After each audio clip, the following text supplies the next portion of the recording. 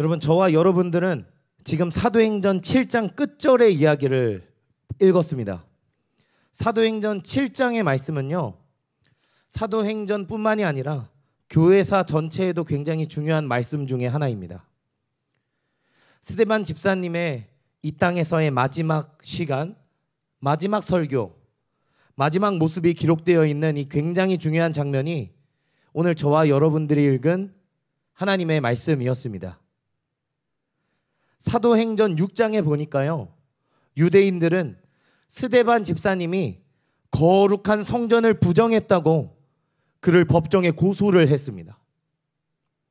그리고 스데반 집사님은요, 신성 모독이라는 누명하에 산헤드린이라는 유대인 최고 법정기관에 현재 잡혀와 있는 것입니다.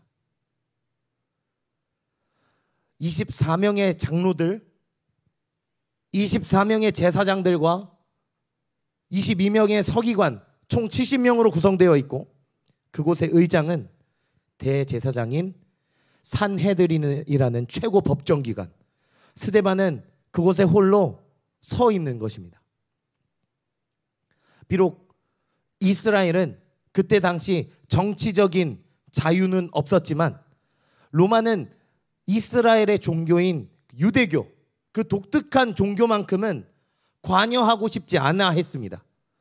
그래서 종교에 대한 재판만큼은 산헤드린이 알아서 해주길 바랐습니다. 그래서 산헤드린은 신선 모독에 대한 사형을 내릴 수 있는 권한이 있었고요, 고문을 할 수 있는 권한을 가지고 있었습니다. 자기들이 원하는 것을 얻기 위해서, 자기들이 원하는 것을 지키기 위해서 사람에게 그 끔찍한 어마어마한 고통을 쏟아붓는 것을 조금도 주저하지 않았습니다. 그래서 산헤드린에 잡혀오면 모두가 벌벌 떨 수밖에 없었습니다. 주눅이 들 수밖에 없었어요.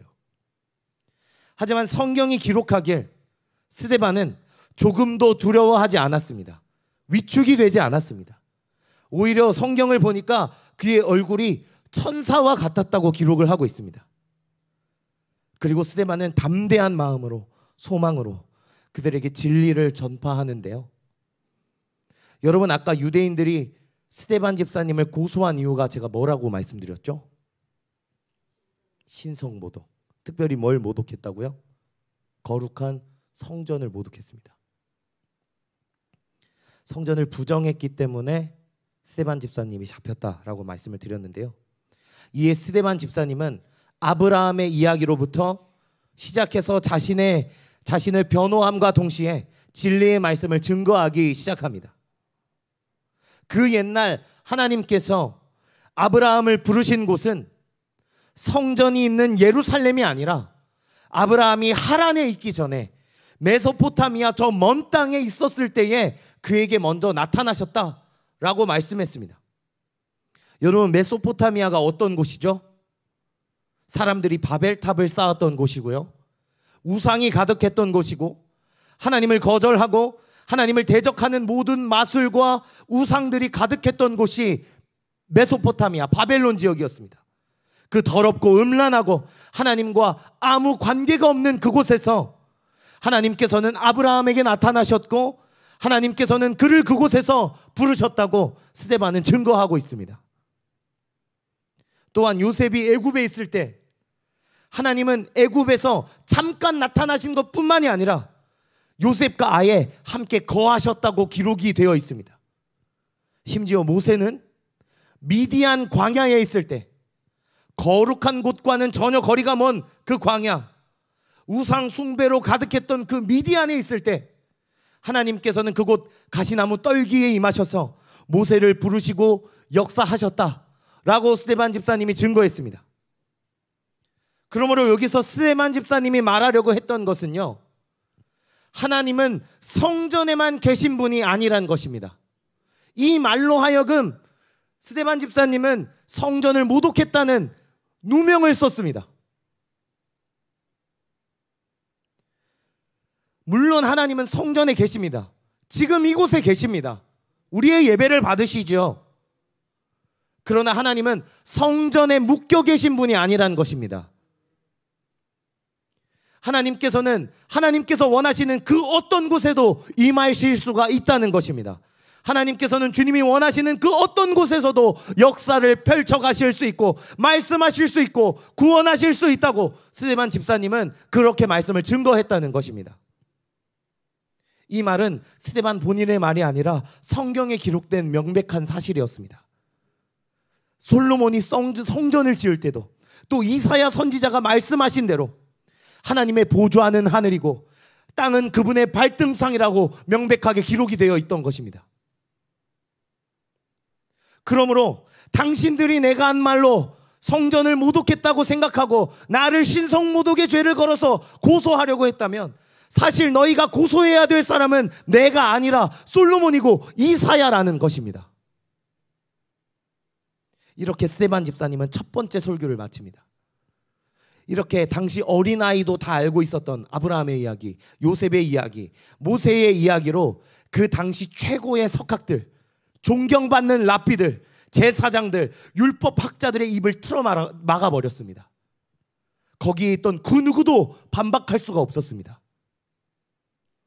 그리고서 스데반 집사님은 두 번째 설교로 넘어가는데요. 두 번째 설교는 첫 번째보다 더 심각했습니다. 왜냐하면 이 두 번째 설교로 인하여서, 두 번째 설교 주제로 인하여서 유대인들은 스데반을 죽이기로 작정했기 때문입니다. 이제 스데반 집사님은 아브라함의 이야기에서 넘어가 이제 모세의 이야기를 다시 이야기하고 있습니다. 하나님께서는 이스라엘이 애굽의 억압 가운데 있을 때, 착지 가운데 있을 때 모세를 애굽에서 태어나게 하십니다.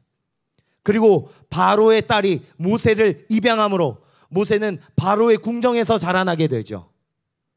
그리고 애굽에서 학대받고 괴로워하고 있었던, 하나님께 울부짖고 구원을 갈망했던 그 이스라엘 사람들에게 하나님께서는 모세를 구원자로 보내주셨습니다. 그러나 이스라엘은요, 모세를 거절해요.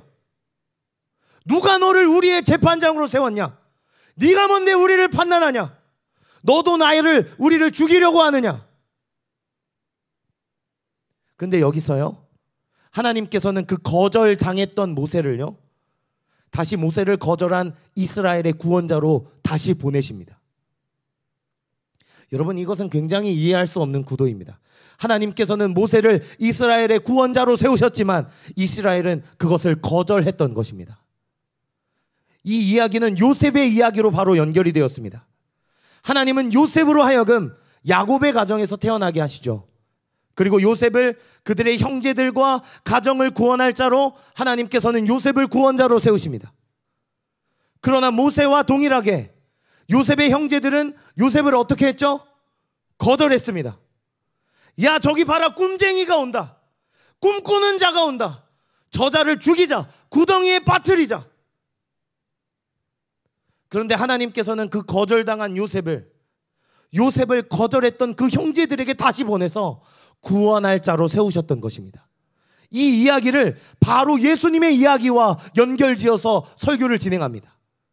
하나님께서는 예수님으로 하여금 이 땅에서 태어나게 하셨습니다. 그리고 모든 사람들의 구원자로 예수님을 세우셨습니다.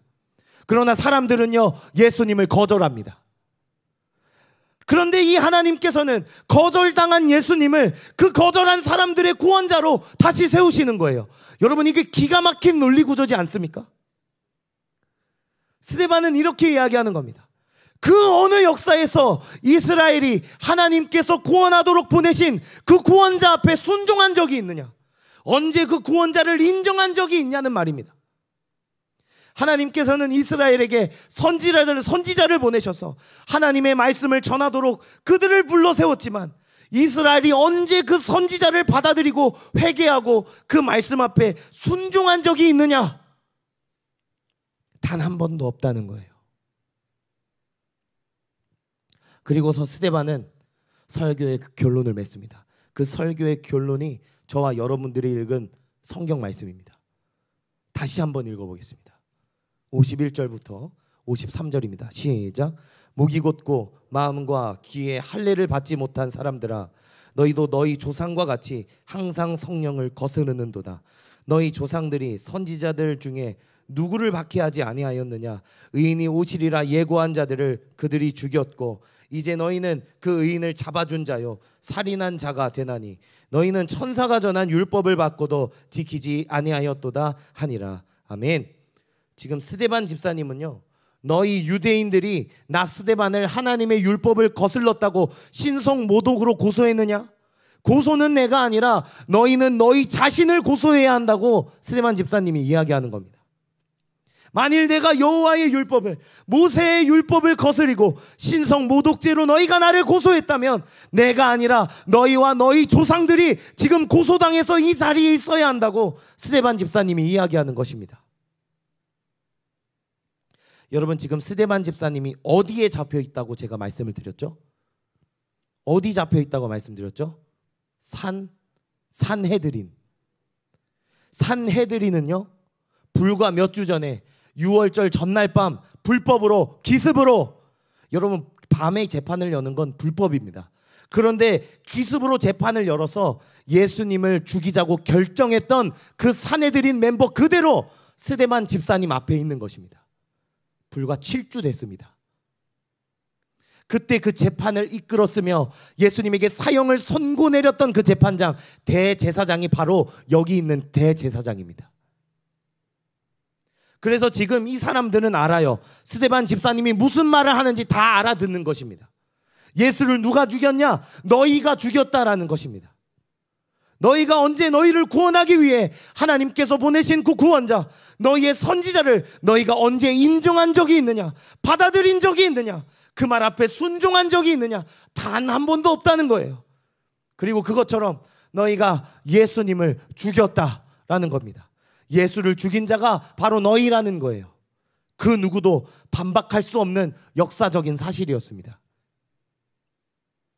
그리고 이 다음에요, 유대인들의 반응이 나와요.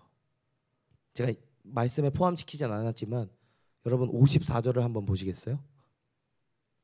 54절에 보면 그들이 그 말씀을 듣고 어떻게 했다고 기록이 되어 있죠? 마음에 찔렸다고 기록이 되어 있습니다. 여러분, 마음에 찔렸다는 것이 무슨 의미죠? 그거 다 안다는 거예요.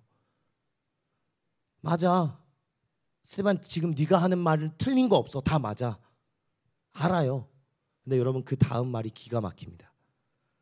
마음에 찔려서 그를 향해서 어떻게 했다고요? 이를 갈았다고요. 알아, 맞아. 내가 잘못했어. 우리 조상들 다 알지. 그러나 네 말은 싫다는 거예요. 자신을 향해 진리를 외치는 그 스데반의 입을 틀어막고 그 스데반 집사님의 숨통을 끊어놓기로 결정합니다. 여러분, 이게 인간의 완악함인 것입니다. 여러분, 저는 진리가 선포되면 사람들이 들을 줄 알았어요. 저는 하나님의 말씀이 증거되면 사람들이 들을 줄 알았습니다. 아닙니다. 여러분, 하나님의 구원은 모든 사람에게 주어지지만 모든 사람들이 받는 건 아니더라고요. 하나님의 은혜는 모든 사람에게 차별 없이 부어지지만 모든 사람들이 그 다 하나님의 은혜를 받는 것이 아니더라고요. 하나님의 은혜를 겉에서만 맛보고 지나가는 사람이 많아요. 대체 무슨 차이일까요? 사도행전 안에는 진리가 선포됐을 때 그 진리에 반응하는 두 부류가 등장합니다. 예수 그리스도의 십자가 복음이 증거됐을 때 그 십자가 복음에 반응하는 두 가지 상반된 것이 사도행전에 기록이 되어 있어요. 여러분, 그 첫 번째 반응은 사도행전 2장의 말씀입니다. 오순절날 성령이 임했을 때 성령이 말하게 하심을 따라 120명의 성도들이 각각 다른 언어로 말하기 시작해요. 그리고 지나가는 사람들이 깜짝 놀랍니다. 그때 베드로가 일어나서 그 놀라있는 사람들에게 복음을 증거하죠. 그런데 베드로가 예수 그리스도의 복음을 증거했을 때 그 복음을 들었던 사람들은 어떤 사람들이냐면 불과 몇 주 전에 예루살렘에 왔던 사람들입니다. 유월절을 지키기 위해서, 구약에 언급된 절기들을 지키기 위해서 예루살렘에 왔던 사람들이 지금 오순절날 그대로 베드로 앞에 있는 겁니다. 그런데 그 사람들이 전에 와서 뭘 했는 줄 아세요? 이 사람들은 십자가에 매달리신 예수님을 향해서 비아냥거리고 조롱하고 십자가에 못 박아 죽이라고 외쳤던 그 사람들입니다. 실제로 예수님을 십자가에 못 박아 죽였던 사람들이 이 사람들인 거예요. 그때 그들은 자기들이 무슨 말을 하는지 무슨 행동을 하는지 전혀 몰랐습니다. 그러나 시간이 지나고 오순절날 그 어느 날 베드로의 설교를 통해서 그들이 드디어 깨닫게 됩니다. 내가 비아냥거렸던 그분이 바로 하나님이었다는 걸 알게 되었습니다. 내가 저주했던 바라바라는 죄인 대신에 십자가에 못 박아야 죽어야 된다고 소리쳤던 저 사람이 창세기부터 하나님께서 약속하셨던 그 메시아라는 것을 그들이 베드로의 설교를 듣고 깨달아요. 아, 신성 모독은 예수가 아니라 내가 했었구나. 여러분 기억하십니까? 그때 진리를 들은 사람들의 반응이 어땠었죠? 베드로의 설교를 들은 사람들의 반응이 어땠었죠? 어찌할꼬? 그럼 우리가 어떻게 해야 됩니까? 여러분, 그들은 죄를 즉시 인정합니다. 맞아요. 내가 예수를 죽인 사람입니다. 내가 하나님을 거절한 사람입니다. 내가 신성 모독의 죄를 범한 사람입니다. 죄를 범한 건 나입니다. 그러니까 예수가 달렸던 그 십자가는 사실 내가 달려야 했던 것이 맞습니다. 그래서 그들은 어찌할꼬? 그럼 이제 내가 어떻게 해야 됩니까? 라면서 은혜를 끌어당기고 있는 것입니다. 여러분, 자신의 죄를 인정하고 하나님의 은혜를 끌어당겼던 자들에게 주어졌던 하나님의 은혜가 무엇이었습니까? 베드로의 설교의 결론이 무엇이었죠? 어찌할꼬라고 한 다음에 베드로가 말한 게 무엇입니까? 회개하고 죄 사함 받으라. 그리고 성령을 선물로 받아라.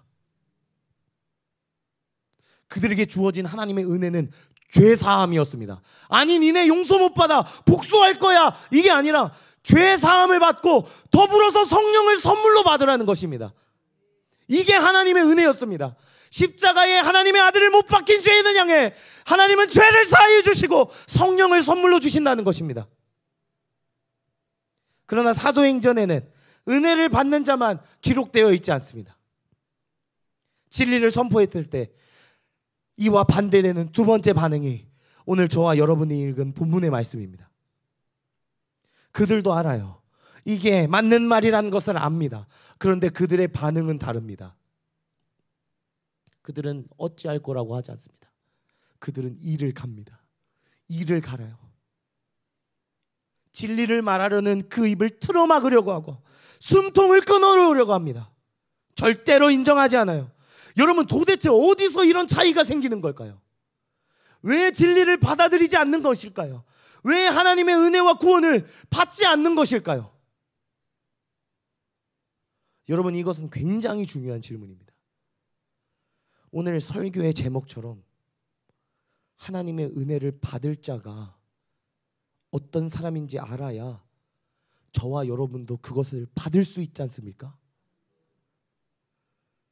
여러분, 다른 그 어떤 신앙적인 지식보다 우리가 먼저 알아야 하는 게 이 진리 아니겠습니까?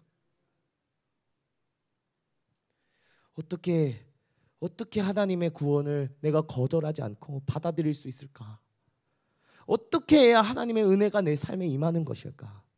어떻게 하면 내가 그 은혜를 끌어당길 수 있을지, 어떻게 하면 그 은혜를 내 것으로 만들 수 있는지, 어떻게 해야 나의 삶에 하나님의 은혜로 충만하게 될 수 있을지, 그 비결을 저와 여러분들이 반드시 알아야 됩니다.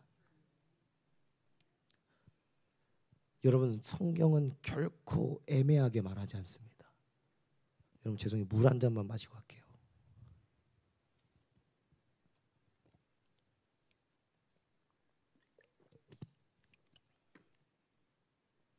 성경에 명확하게 기록이 되어 있습니다. 시편 51편 17절, 이거 외우는 분 계십니까?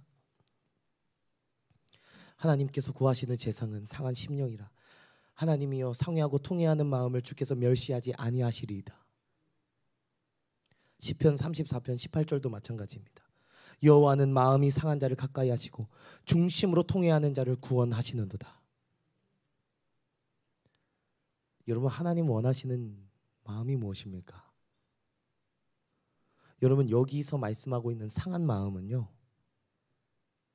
저 이게 조금 번역이 아쉽다고 생각하는데요, 이 마음은 부서진 마음입니다. 상했다라고 사용된 이 히브리어는요, 샤바르라고 하는데요, 깨뜨리다, 찢어지다, 산산조각내다라는 단어예요. 하나님께서 구하시는 제사는, 하나님께서 원하시는 제사는 살이 통통하게 오른 짐승도 아니고 값비싼 염소나 소도 아니에요. 하나님께서 그 백성에게 구하시는 제사는 깨어진 마음이라는 것입니다. 부셔진 마음이라는 겁니다. 너희는 옷을 찢지 말고 마음을 찢어라. 성경은 말씀합니다. 그 마음을 깨트리는 사람, 마음을 찢는 사람, 하나님, 나에게 그 어떤 소망도 없습니다. 내가 완전히 망했습니다. 내가 죄 가운데 있습니다. 나에게는 어떠한 가능성도 없습니다 라고 그 하나님의 은혜를 구하며 상한 마음으로, 부셔진 마음으로 하나님께 나아가는 사람을 하나님께서 절대로 멸시하지 않으신다는 것입니다. 하나님 절대로 그 마음을 외면하지 않으십니다. 오히려 그 마음을 기뻐하십니다. 예수님께서 이 말씀 그대로 인용하시죠. 말을 조금 바꿔서 제자들에게 말씀하셨습니다. 이 사람 참 복된 사람이야. 이 사람 얼마나 귀한지 몰라라고 말씀하셨어요. 여러분 아세요? 팔복의 말씀입니다. 산상수훈의 말씀이요. 여러분, 첫 번째 복이 뭐죠? 심령이 가난한 사람 뭐가 있다고요? 복이 있다고요. 이 사람 복되다고요. 여러분, 여기서 심령이 가난하다는 말도 저는 조금 아쉬워요.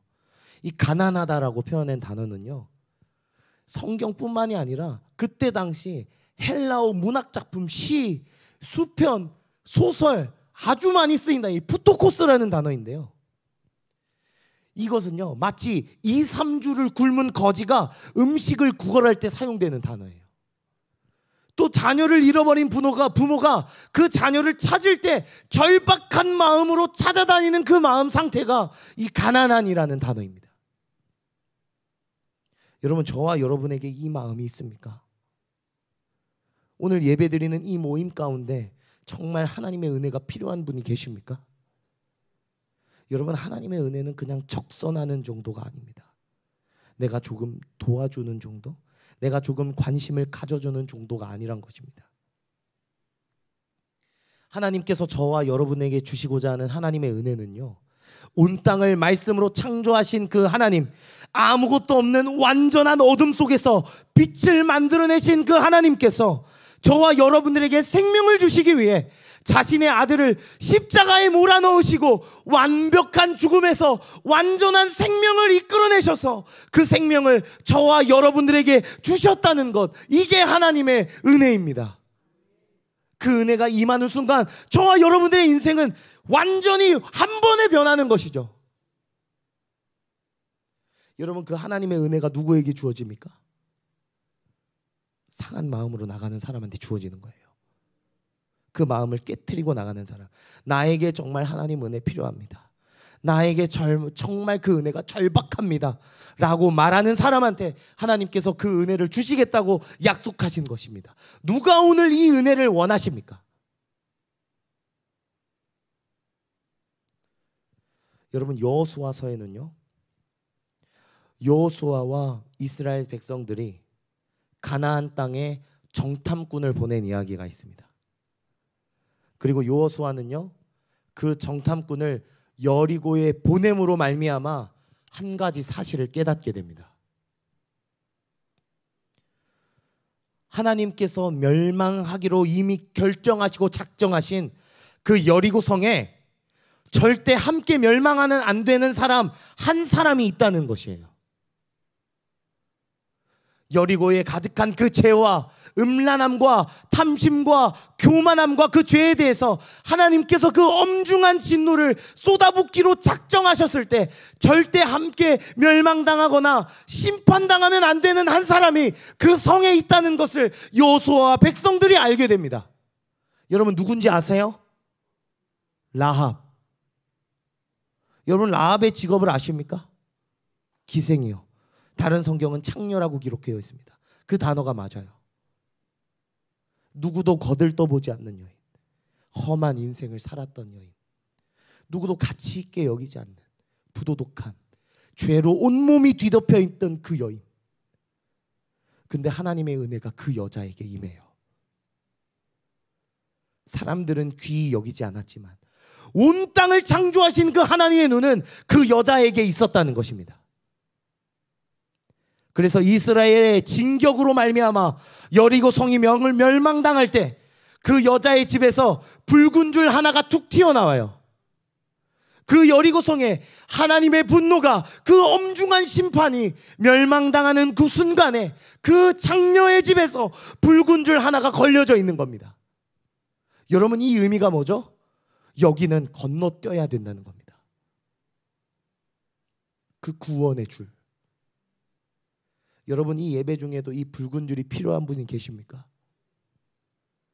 곧 임박할 하나님의 진노와 그 크고 두렵고 무서운 그 주님의 진중에 있는 분노 가운데 이 구원의 줄이 필요하신 분이 여기 계십니까? 아니요. 목사님, 저는 필요 없습니다. 저는 하나님의 진노가 없는 예루살렘에 있습니다. 저는 여리고성에 있지 않아요. 그 붉은 줄 필요 없습니다. 맞아요. 이 사람에게는 하나님의 은혜가 필요 없겠네요. 하지만 하나님, 내가 여리고성에 있습니다. 내가 이 세상 속에서 살아갈 소망과 희망이 보이지 않습니다. 내가 하나님의 심판을 받을 이 진중에 속해 있습니다. 저는 하나님의 심판 속에 있는 사람입니다. 여러분, 이런 사람들에게 붉은 줄이 내려오는 것이죠. 나는 하나님의 심판 속에서 죄외야. 나 그런 거 안 믿어. 나 지금 충분히 행복해. 나 멀쩡해. 이런 사람들에게 하나님의 은혜는 필요 없는 겁니다. 여러분, 여호수아 8장에 보시면요,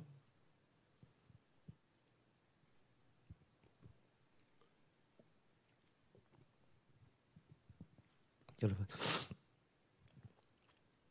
여호수아와 이스라엘 백성들이 세겜 땅에 모입니다. 어디 모인다고요? 세겜 땅에 모입니다. 이 세겜 땅에는요, 한쪽에는 에발산이라는 산이 있고요, 그 맞은편에는 그리심산이 있습니다. 에발산은요, 나무 한 그루 자라지 않는 민둥산입니다. 그냥 바위, 척박한 땅, 흙먼지 나는. 그래서 여러분, 에발산은요, 성경에서 항상 어떻게 상징되는 줄 아세요? 저주를 상징합니다. 그러나 바로 옆에 있는 그리심산은요, 수풀이 우거져 있어요. 푸르릅니다. 그래서 그리심산은 성경이 어떻게 상징되는 줄 아세요? 축복을 상징합니다. 에발산은 뭐라고요? 저주. 그리심산은 축복. 근데 여호수아와 이스라엘 백성들이 세겜에 모여서 이 돌을 취해 가지고 제단을 만들거든요. 그 제단에서 하나님께 제사를 지내고 거기에 모세가 받은 율법을 그 돌에 새겨 넣습니다. 그리고 이 말씀이 기록된 돌, 제단을 어디에 두는 줄 아세요? 여러분이라면 어디에 세우실 것 같습니까? 축복을 상징하는 그리심산에 세울까요? 아니면 저주를 상징하는 에발산에 세울까요? 축복. 장로님은 어디에 세우실 것 같습니까? 축복. 여러분, 근데 성경에 보면요, 그 말씀이 기록된 거룩한 제단을 에발산에 세웁니다. 여러분, 왠지 아시겠습니까? 하나님의 말씀은 저주받은 땅에 필요한 것이기 때문에 그렇습니다. 여러분, 의사는요, 병든 자라에게 필요한 것입니다. 구원은요, 심판이 있는 곳에 필요한 것입니다. 저주받은 곳이기 때문에 하나님의 축복이 필요한 것입니다. 여러분들은 에발산이십니까? 그리심산이십니까? 저는 그리심산입니다. 모태신앙이죠. 죄송합니다. 그럼 당신에게 하나님의 은혜는 필요 없겠군요. 하나님의 말씀이 필요 없겠네요. 여러분 이렇게 고백하시고 싶으신 분 계십니까? 하나님, 내가 에발산입니다. 소망 하나 없는, 내일에 대한 기대를 가질 수 없는, 주님, 내가 여리고성에 있습니다. 내가 에발산 같습니다. 여러분, 누가 이 절박함으로 주의 보좌 앞에 나가겠습니까? 여러분, 하나님의 은혜 없이 잘 살면 절대 안 됩니다. 여러분, 사랑하는 우리 과림교회 성도 여러분들께 제가 꼭 부탁드리고 싶은 건, 여러분, 하나님 없이 잘 사는 거 절대 안 됩니다. 여러분, 하나님의 은혜를 받을 자가 되어야죠. 하나님, 나를 붙잡아 주십시오. 내가 죄를 봐도 마음이 무뎌져서 아무렇지도 않습니다. 하나님, 내가 굳이 하나님의 은혜를 필요로 하지 않아도 하나님, 내가 상관없게 됐습니다. 여러분, 하나님의 은혜는요, 10,000원 받을 거 20,000원 받는 그런 조금의 유익이 아닙니다.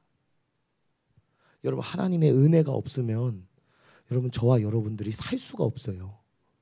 죽어요. 그래서 꼭 받아야 돼요. 내가 받아야 됩니다. 그럼 또 누가 받아야 돼요? 내 자녀가 받아야죠. 그럼 또 누가 받아야 돼요? 내 가족이 받아야죠. 그러므로 저와 여러분들이 살려면 하나님의 은혜를 끌어당기는 사람이 되어야 합니다. 내가 이미 건강해서 의사가 필요 없어서, 내 삶이 너무 만족스러워서, 혹 내가 하나님의 은혜에 신경 쓸 겨를이 없어서, 이런 사람들에게는 하나님의 은혜가 튕겨져 나가요. 마치 예수님과 스데반을 죽인 사람들의 그 마음의 찔림 정도는 있었지만 이를 갈았던 것처럼요. 하나님의 은혜는 하나님의 은혜를 절실하게, 절박하게 필요한 사람들에게, 상한 마음으로 간구하는 사람들에게 반드시 주어지는 것입니다. 누구처럼요? 라합처럼요. 라합의 집에 구원의 붉은 줄이 걸렸던 것처럼요. 저주받은 에발산에 하나님의 말씀이 새겨진 거룩한 제단이 세워진 것처럼요. 예수님께서 죄인들의 집에 찾아가서 그 사람들과 함께 지내셨던 것처럼요. 사랑하는 우리 과림교회 성도 여러분, 하나님의 은혜 받을 자가 되시길 주님의 이름으로 간절히 소망합니다. 겸손하게, 항상 필요로 하면서 내가 드리는 하나하나의 예배가, 내가 선택하는, 내가 찬양하는 하나하나의 선택들이 절박한 마음과 절실한 마음과 필요합니다. 주님, 그거 없으면 안 됩니다. 주님이라고 하는 하나님의 은혜를 두 손으로 끌어당기는 하나님의 은혜 받을 자가 되시길 주님의 이름으로 간절히 소원합니다.